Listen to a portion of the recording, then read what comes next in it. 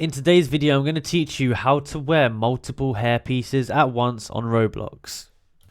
Now, this is a simple tutorial that actually works, so be sure to watch this video the whole way through and pay close attention right to the end to ensure that you get every step correct, because this is the only one that actually works. So let's get right into it.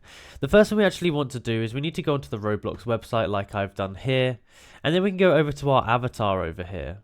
So you can see right now I'm just wearing one hair piece like this, but I'm going to show you how you can wear two. So what we want to do is we want to go over to head and hair, and we want to select the first piece that we want. So I just want this one, and let's say I want another piece as well. What we're going to do is we're going to go onto it. So we want to go just right click onto the one we want to add as well. So let's say I want to add this blonde one here. So we've got this blonde spiked hair over here, so pretty cool.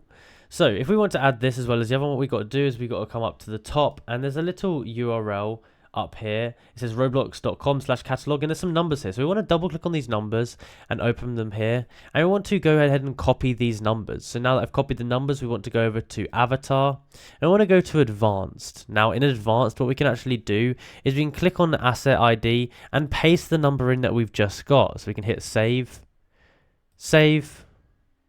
and wait for it. It's going to take a couple seconds to load in.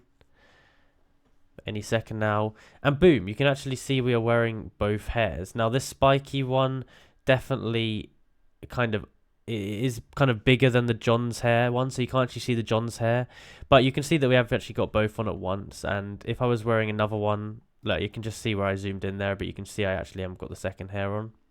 But if I was to actually find a different hair which was complementary to it and didn't take over it, then it would also show up very well. But that's basically how you go about doing it. So if you did enjoy this video and you found it useful, be sure to like, subscribe, and comment down below that it did help. Thank you for watching.